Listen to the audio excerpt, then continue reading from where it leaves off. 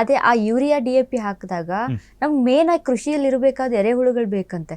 But ಈ urea DAP ಹಾಕಿದಾಗ ಆ ಕೆಮಿಕಲ್ಗೆ ಅವು ಸತ್ತು ಹೋಗ್ಬಿಡ್ತಾವೆ.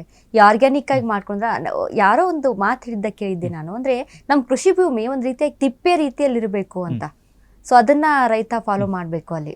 ಓಕೆ, ಈ ಯೂರಿಯಾ ನನ್ನ ಕನ್ನಡದಲ್ಲಿ ಫಸ್ಟ್ ನಾವೇ ಮಾಡಿ ತೋರಿಸಿದ್ವಿ. ಏನಾಗುತ್ತೆ ಅಂದ್ರೆ ನೀವು ನಿಮ್ಗೆ ಅಷ್ಟು ಯೂರಿಯಾ ಮೇಲೆ ನಂಬಿಕೆ ಇದ್ರೆ ಎಷ್ಟು ಹೇಳಿದ್ರು ಕೂಡ ನಮ್ಮ ರೈತರು ಯೂರಿಯಾನೇ ಹಾಕ್ತಾರೆ.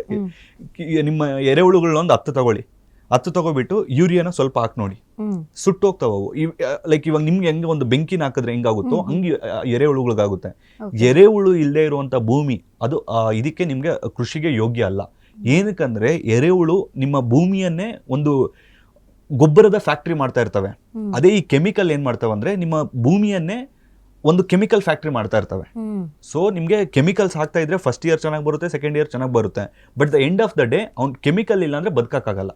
ಆ ತರ ಭೂಮಿನ ಹಾಳು ಮಾಡ್ಕೊಳ್ತಾ ಇರ್ತಾನೆ. ಅದೇ ಸಾವಯವ ಕೃಷಿ ಮಾಡಿದ್ರೆ ನಿಮ್ಗೆ ಎರೆಹುಳುಗಳಿರುತ್ತೆ, ಅಲ್ಲಿ ಮೈಕ್ರೋ ನ್ಯೂಟ್ರಿಯೆಂಟ್ಸ್ ಇರುತ್ತೆ, ಸೂಕ್ಷ್ಮಾಣು ಜೀವಿಗಳಿರುತ್ತೆ, ಒಂದು ಬಯೋಡೈವರ್ಸಿಟಿ ಅನ್ನೋದು ಕ್ರಿಯೇಟ್ ಆಗಿರುತ್ತೆ, ಸಣ್ಣ ಪುಟ್ಟ ಅಕ್ಕಿಗಳು ಬರುತ್ತೆ, ಮತ್ತೆ ತುಂಬಾ ಒಂದು ನಿಮ್ ತಿಂಕೆ ಮಾಡಕ್ಕಾಗಲ್ಲ ಅಷ್ಟು ಒಂದು ಭೂಮಿಯಲ್ಲಿ ಸ್ಮೆಲ್ ಚೆನ್ನಾಗಿ ಬರುತ್ತೆ.